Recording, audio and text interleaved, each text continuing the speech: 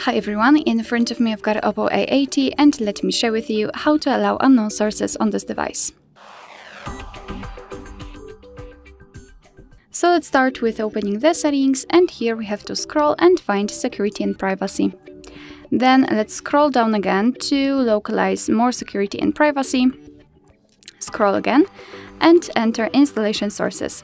And as you can see here, we've got the list of apps which are allowed or not allowed to install something. Of course, you can change it just up on the switcher next to the specific app.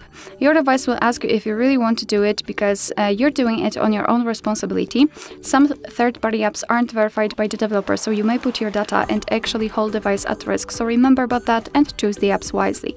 So simply tap on allowed, and from now on the Chrome is allowed to install some content. Of course, you can always remove previously granted permissions just up on the switcher again. Alright, so that will be all. Thank you so much for watching. I hope that this video was helpful, and if it was, please hit the subscribe button and leave the thumbs up.